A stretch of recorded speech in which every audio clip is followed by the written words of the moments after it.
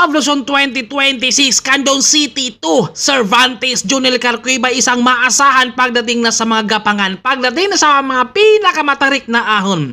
3-time champion national kaya masusubukan muli dito sa ating stage 10 yung kanilang laban talaga kung sino ang mamamayagpag, kung sino ang magwawagi. Nasa tatlo nga ang mga 7-11 sa individual classification. Pangatlo si Mervin Corpus at si Ronald Kita naman ay pang-apat at saka si Anthony Habi naman ay pang-pito. Kumbaga tatlo sa 7-11 ang pasok sa top 10 kaya masusubukan dito sa ating stage 10 na kung saan napakahirap itong pigilan na. Yung kanyang mga panaya may diin, ito talaga yung napakahirap sabayan.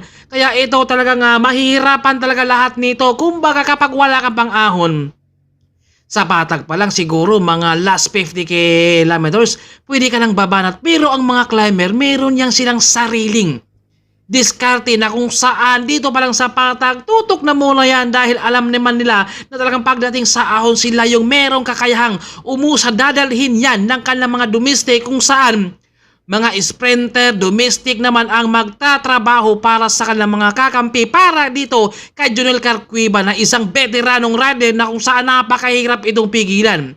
Yung black wall nga pinatag niya, ano kaya ang kanyang talagang gagawin dito sa Cervantes dahil napakatarik yan kaya masusubukan. Kumbaga lahat kaya sila makakatapos sa ating stage 10. Napakahirap na laban yan. At abangan din natin si Danny Harabata na marami talagang ibubugo yan pagdating sa ahon. Kaya ito, syempre hindi naman magpapaiwan to si Jonel Carcuiba. At syempre yung mga sprinter dito sa patag sila ang magtatrabaho, magdo-domestic para sa kanilang kakampi na climber dahil dadalhin yan. Kapag sinabi ng climber dito ka na, tapos na yung mission mo dahil ako naman ang babanat at lalabas na yan. Napakahirap talaga kapag ahon.